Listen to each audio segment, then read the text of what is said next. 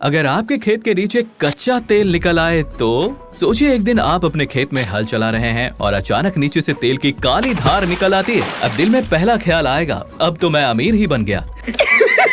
पैसा ही पैसा होगा। लेकिन रुकिए जनाब, इंडिया में ये मामला इतना आसान नहीं है। यहाँ दो सिनेरियो बनते हैं। पहला सिनेरियो, जुगाड़ू अंदाज। अगर आपने ये बात किसी को नहीं बताई और चोरी छिपे तेल निकालना शुरू कर दिया तो ये बहुत बड़ा रिस्क है, क्योंकि अगर गवर्नमेंट को भनक लग गई ना तो 5 लाख रुपए तक फाइन और 10 साल की जेल भी हो सकती है। और हाँ, आपकी वो जमीन भी सीज कर दी जाएगी, यानी जेल भी पक्की और खेत भी गए। दूसरा सिनेरियो, कानून के रास्ते से। अब अगर आप समझदारी दिखाते हैं और सरकार को खुद जाकर बता देते हैं कि आपकी जमीन के नीचे क्रूड ऑयल है, तो MMDR एक्ट 1957 के हिसाब से नेचुरल रिसोर्स पानी की कच्चा तेल देश की संपत्ति मानी जाती है। तो फिर सरकार आपको 2 ऑप्शन दे सकती है। ऑप्शन 1, जमीन लीज पर। सरकार कहेगी कि हमें आपकी जमीन कुछ सालों के लिए चाहिए, तेल निकालने तक हर साल आपको लीज रेंट मिलेगा और जब काम खत्म हो जाएगा तो जमीन वापस। अरे वाह, ना तेल निकाला ना मेहनत की, ऊपर से पैसा भी आया। ऑप्शन 2, सीधा खरीद। अगर जमीन के नीचे बहुत ज्यादा तेल है और काम लंबा चलने वाला है तो सरकार लैंड एक्वायर करेगी, यानी आपकी जमीन खरीद लेगी। और मजे की बात यह है कि आपको मार्केट प्राइस से 3 से 4 गुना तक पैसा मिल सकता है। पर अगर आपने जमीन बेचने से मना कर दिया तो फिर सरकार लैंड एक्विजिशन एक्ट 2013 के तहत आपकी जमीन को बाय फोर्स एक्वायर कर सकती है, यानी चाहे या ना चाहे सरकार जमीन ले ही लेगी। तो कुल मिलाकर बात साफ है, तेल निकला है तो बधाई हो, लेकिन चोरी छुपे कुछ मत करना।